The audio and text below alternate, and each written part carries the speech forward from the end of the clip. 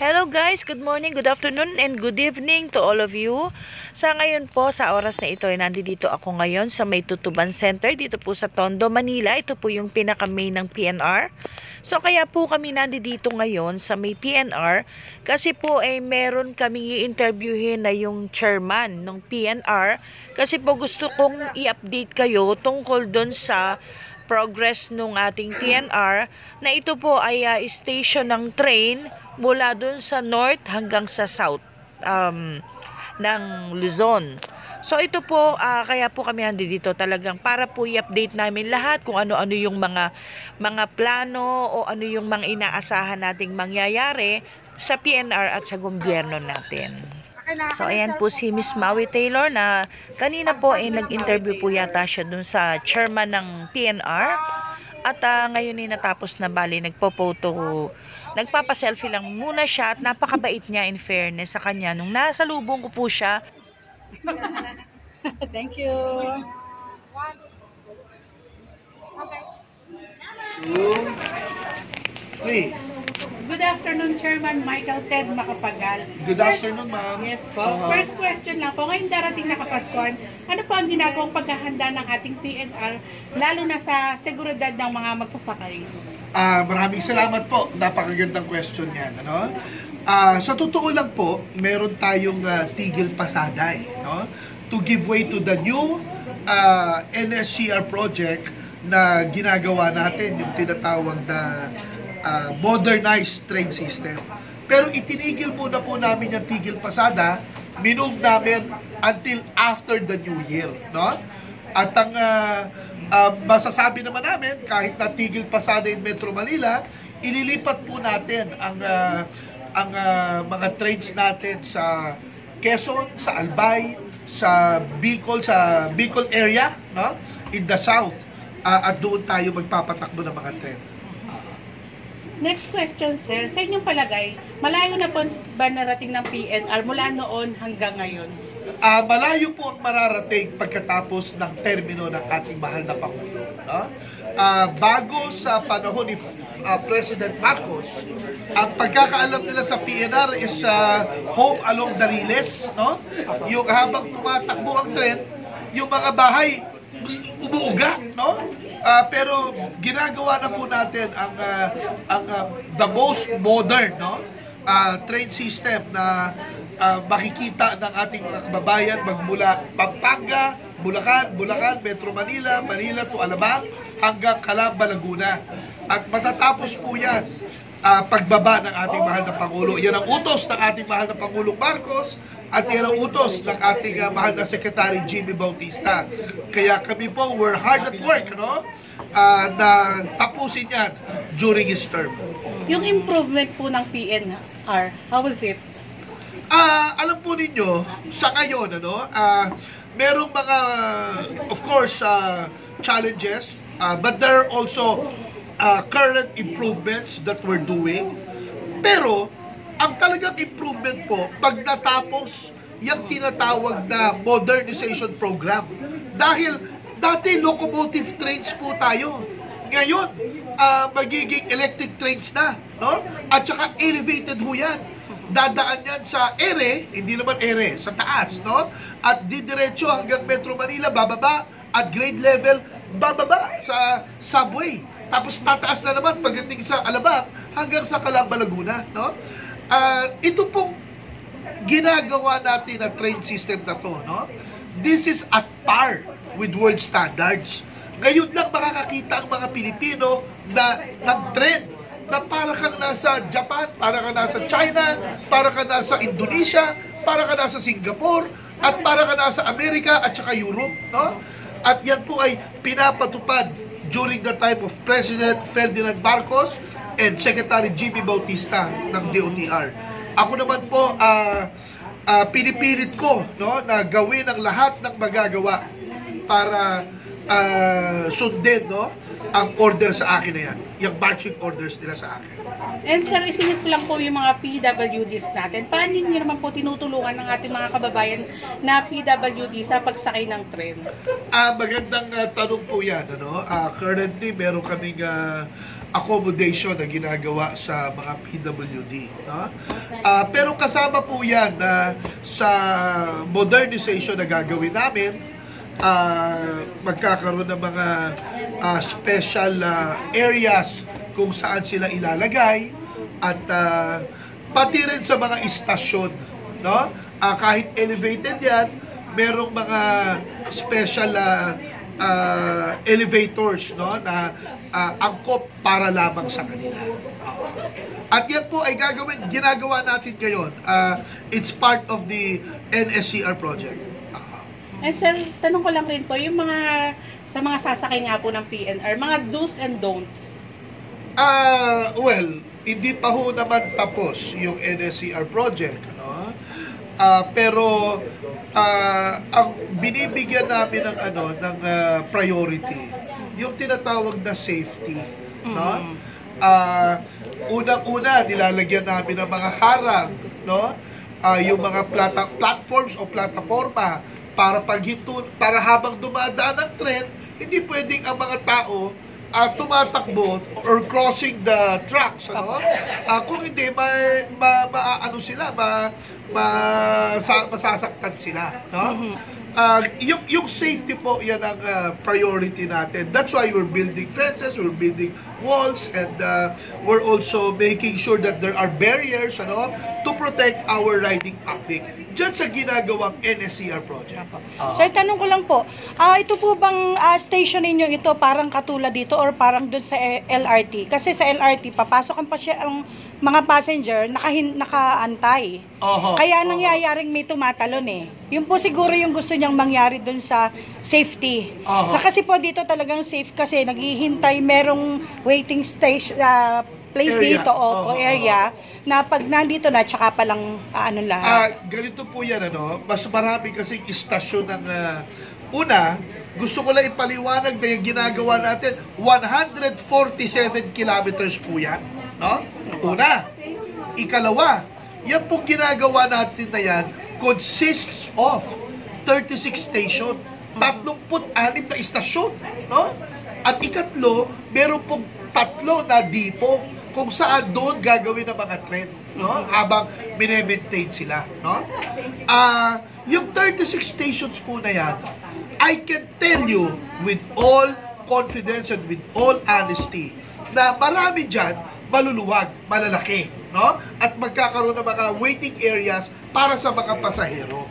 Because we have areas to support them. Kung makita ninyo yung Bulacan, yung ginagawa namin sa Malolos po. Malolos at saka sa Balagtas, at lalaki ng mga istasyon. Aakyat ka ng elevator, it's really elevated. But in some parts, maybe in Metro Manila, no? Because of the lack of area or lack of big area, land, no? We have to figure out a way kung paano elevated siya or kung paano nasa baba man siya, mapalaki siya, so that hindi mahirapan yung mga riding public. But also, I think what's important is yung tinatawag na transport hub or yung connectivity. Para paglabas nila, sasakay sila ng bus, pagsakay ng bus, ihahatid sila sa pupuntahan nila. Magkakatabi na yun doon. Magkakaroon ng connectivity. Parang yung model sa Juan Ayala na binisita ko about a week ago. Hanga-hanga po ako doon. In fact, kung magagawa na lahat ng istasyon katulad doon, talaga naman siguro maski ang ating mahal na Pangulo hahanga because it's really a good model, no? That we hope we can emulate for our PNR stations. Sir, nabalitaan namin na napakarami yung initiative sa pagpapaganda ng PNR.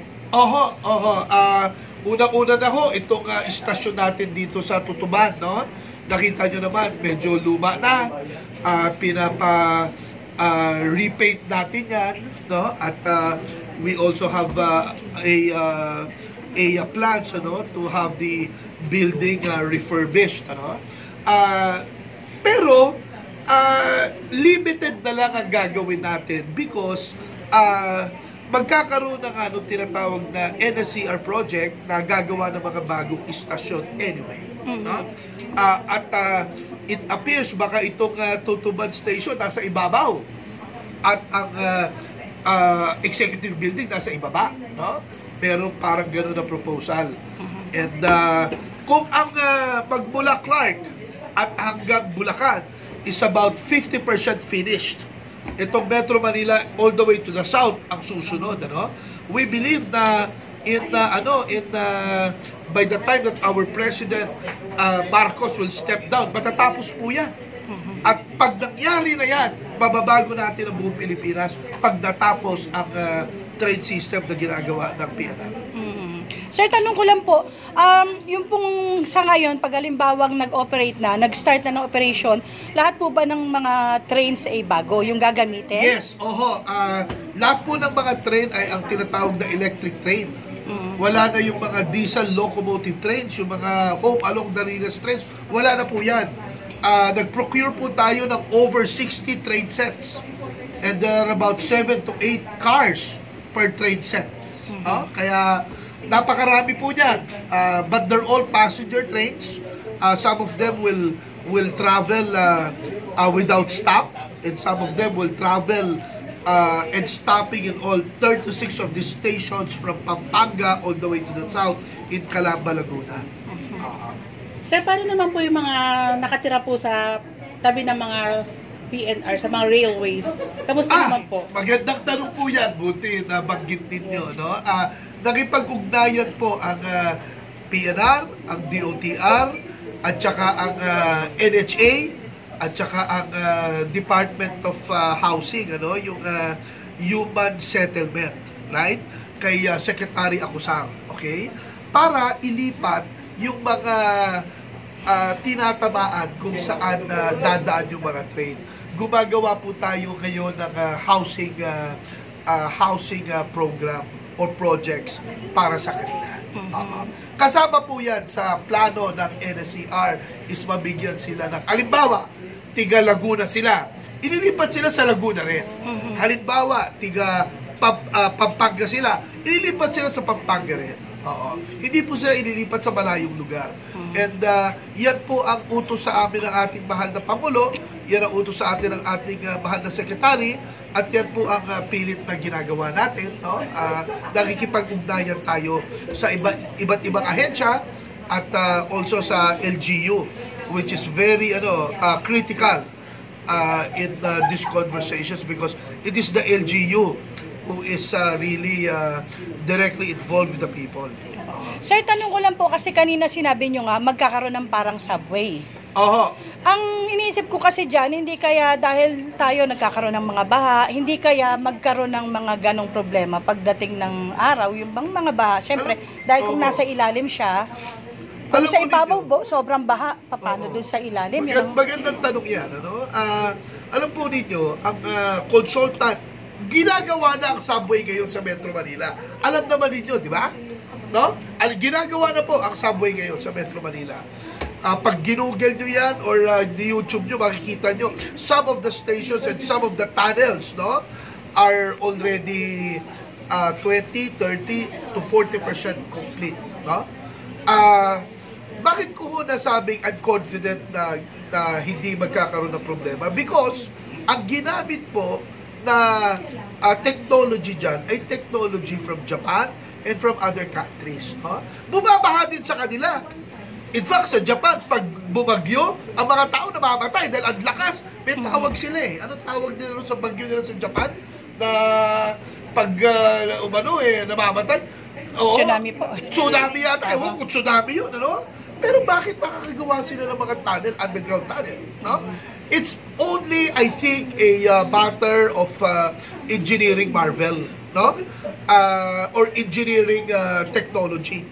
And darating ang panahon, tayo mga Pilipino, makukuha natin yung technology na yan. But for now, and for the purpose of creating these tunnels and creating the subway and the train system, kailangan humingi tayo ng tulong sa mga technology sa mga karating bansa at sa mga allies natin in foreign countries. And sir, gusto ko lang rin po pala kayong pasalamatan dahil sa may idea rin po pala kayo na gusto nyo rin palang tulungan yung mga nakatira sa mga railways.